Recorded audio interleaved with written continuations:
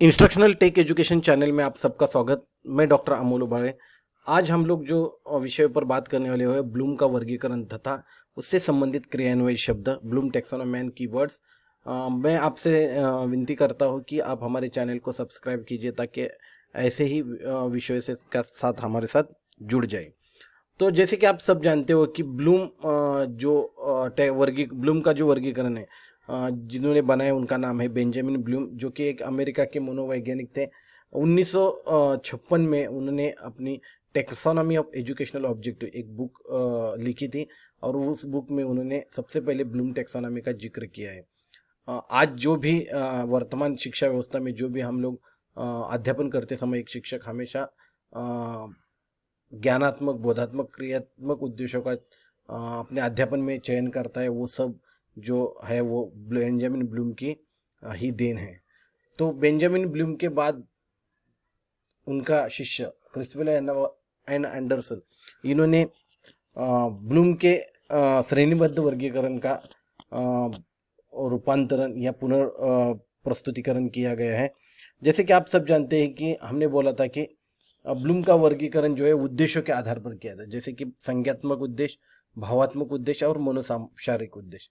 संज्ञात्मक उद्देश्यों में जैसे कि देख सकते हैं कि क्रिस्टोफर एन एंडरसन, इन्होंने याद करना या स्मरण, रिमेम्बरिंग ये वर्ड तैयार किया, आकलन, अनुप्रयोग करना या आवेदन करना, विश्लेषण करना, मूल्यांकन करना तथा रचना और कौशल्य, इस तरह से उद्देश्यों का रचना की है।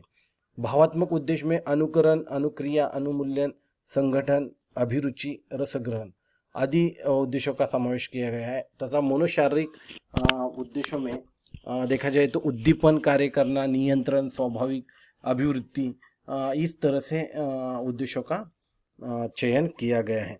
तो आज हम लोग जो देखेंगे कि जो रिवाइज ब्लूम टैक्सोनॉमी है, तो उसके आधार पर पाठ नियोजन करते समय उद्देश्य कैसे होंगे और उस उद्देश्यों के आधार पर कौन कौन से क्रिया शब्दों का आप इस्तेमाल कर सकते हैं। तो जैसे कि आप सब जानते हो कि सबसे पहला जो उद्देश्य है वो है स्मरण, रिमेम्बरिंग। जैसे कि हम लोग सब जानते हैं कि स्मरण जो है वो हमारे पूर्व ज्ञान से संबंधित होता है। तथ्य, शब्द तथा बुनियादी अवधारणा और उत्तरों को याद करने या पहले सीखी गई सामग्री की स्मृति प्रदर्शित करने के लिए स्मरण का इस्तेमाल किया जाता है।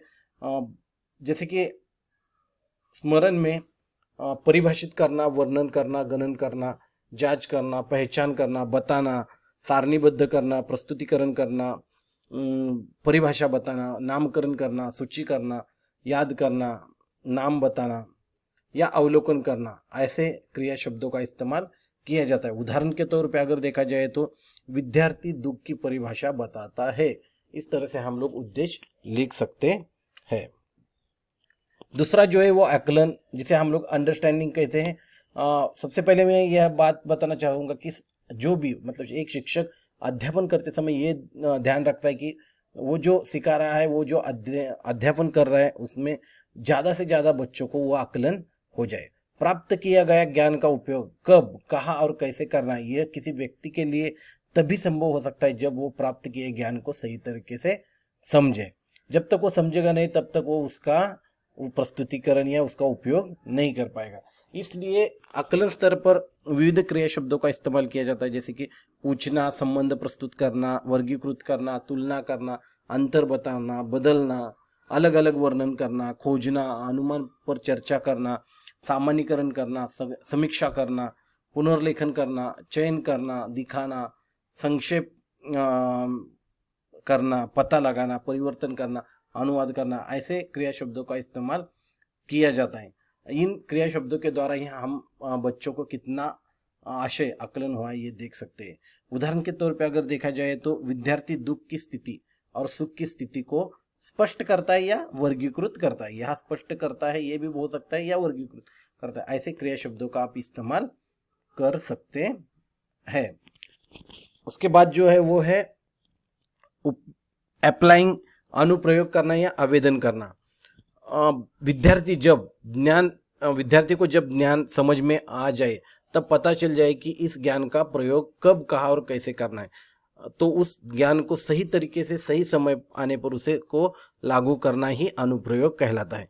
तो इस तरह से विद्यार्थी जो आकलन किया हुआ ज्ञान है वो अगर किसी अलग स्थिति में या किसी स्थिति में अगर वो उसका उपयोग नहीं करेगा तो उसे उसका उपयोग नहीं हो पाएगा। अनुप्रयोग इस स्तर पर अगर क्रिया शब्दों का जिक्र करना होगा तो जैसे कि आवेदन करना, स्पष्ट करना, परिवर्तन करना, चार्ट तैयार करना, इकट्ठा करना, खोज करना, स्थापित करना, परीक्षण करना, प्रयोग करना, व्याख्या करना, उदाहरण देकर स्पष्ट करना आदि क्रिया शब्दों का इस्तेमाल कर सकते हैं।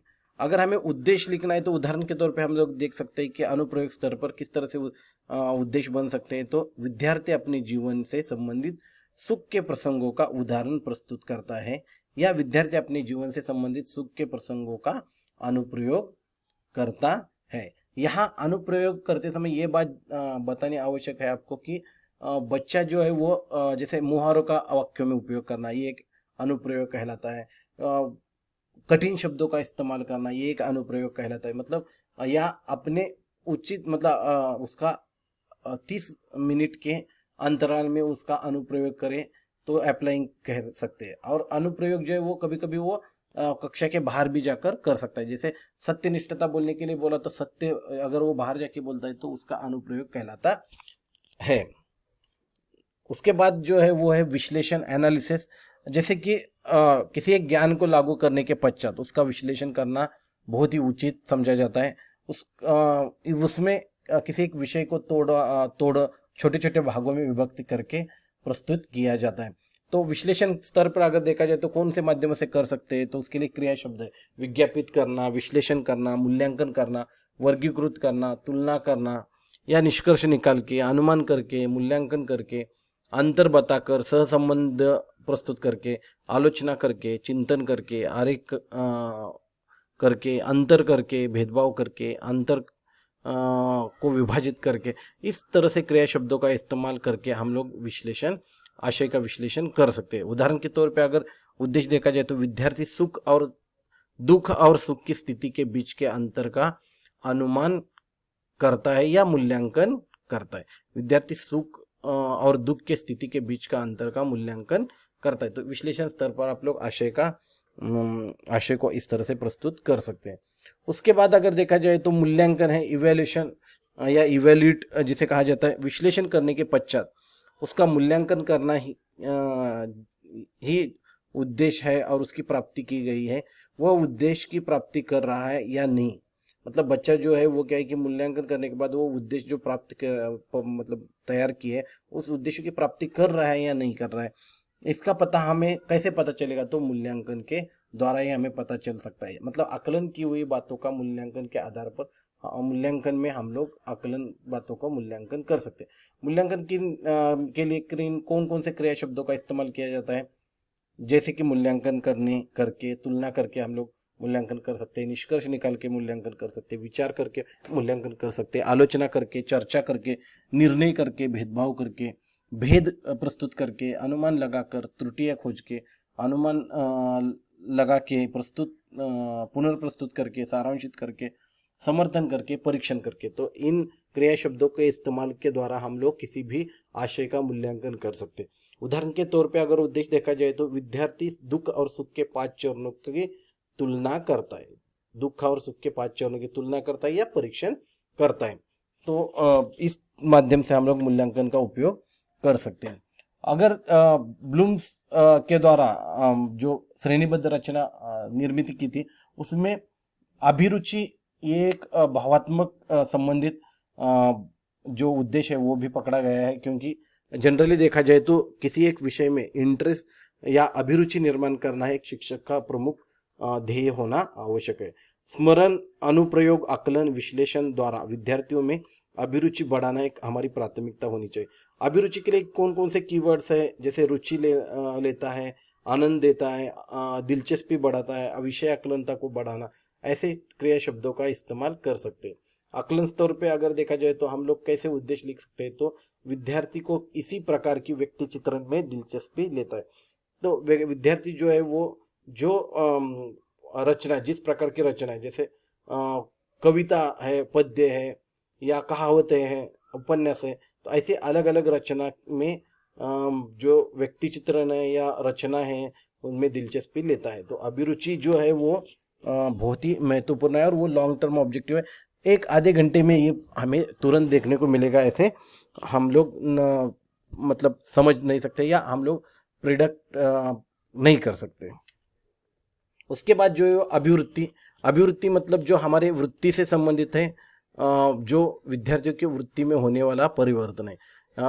जैसे कि अगर बच्चों में कौन कौन से वृत्ति संबंधित परिवर्तन हुए हैं ये देखने के लिए हम लोग आदेश पालन करता है कि नहीं ये देखकर व्यवहार परिवर्तन, मूल्य ग्रहण, संबंधित, संश्लेषित, आंतरिकीकरण या प्राप्त करना, प्रत्युत्तर देना, मूल्य निर्धारण, संगठन, नेतृत्व, भूमिका बदल, अनुकरण, ऐसे क्रिया शब्दों के द्वारा हम लोग क्या कर सकते हैं, अभिवृत्ति को उद्देश्य लिख सकते हैं, अभिवृत्ति का इस्तेमाल कर सकते हैं। उदाहरण के तौर पे अगर देखा जाए तो कैसे अभिवृत्ति को लिखा जा सकता है उद्देश्यों में, तो विद्यार्थी इस पाठ से मानवता ही श्रेष्ठ इस व्यवहार का जीवन में अनुकरण या अनुसरण करता है।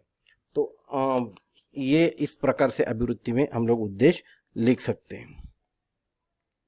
रस ग्रहण एक क्षमता है, जैसे अभिरुचि, अभिवृत्ति और रस ग्रहण, ये जो है वो तीन उद्देश्य जो है वो ज्यादातर हिंदी, मराठी, इंग्लिश या भाषाओं में देखने को हमें मिलता है। जैसे कविता का प्रकार है, भाषिक विशेषता है, शब्द क्षमता है, आशय रचना है, सहजता है। इस द्वारा विस्तृत जानकारी प्रस्तुत करना ही रस ग्रहण, मतलब किसी एक आशय को रस ग्रहण करने के लिए हमें इन बातों में उसे विभाजित करना पड़ता है। रस ग्रहण में कौन कौन से क्रिया शब्दों का इस्तेमाल किया जाता है, तो भाषिक विशेषता, शब्द क्षमता, आशय रचना, भाषिक सहजता, मौलिक विचार, रचनाबद्धता, कविता सौंदर्यता, भाव, भावनिक विचार आदि में क्रिया शब्दों का इस्तेमाल करके हम लोग रस ग्रहण कर सकते हैं। उद्देश्य अगर देखा जाए तो कैसे लिखना है, तो विद्यार्थी इस पद्य से प्रतीत मानवीय मूल्यों के प्रति कवि के भाव का रस ग्रहण करता है। तो इसे हम लोग इस तरह से हम लोग उद्देश्य लिख सकते हैं। सबसे लास्ट जो है वो है क्रिएटिंग, जो कि मूल्यांकन करने के पश्चात उस विद्यार्थियों में स्मरण में एक नई विचार का निर्माण होता है और जिससे एक नई विचार की रचना होती है और वो रचना ही उसे कौशल्य को बढ़ावा देती है। अगर देखा जाए तो क्रिएटिंग स्तर जो है वो सबसे ऊपर पकड़ा जाता है श्रेणीबद्ध रचना में। अनुकूलन करना, प्रत्याशित करना, संयोजन करना, रचना निर्माण करना, डिजाइन तैयार करना, विकसित करना, चिंतन करके, अनुमान लगा के, मूल्यांकन करके, पुनर्फ्रेम करके, सारांशित करके, समर्थन करके, परीक्षण करके हम लोग कौशल्य के आधार पर क्रिया शब्दों का इस्तेमाल करके उद्देश्य लिख सकते हैं। उद्देश्यों के बारे में एक उदाहरण देखना होगा तो विद्यार्थी दुख के 5 चरण की सूची बनाते। यहाँ क्या है कि कृति से संबंधित कौशल्य समझा जाता है और जिसमें विद्यार्थियों में कृति परिवर्तन होता है, ऐसे ही कृति शब्दों का या क्रिया शब्दों का इस्तेमाल इसमें किया जाता है। धन्यवाद। आशा करता हूँ कि आप सबको मेरी ये वीडियो पसंद आई होगी।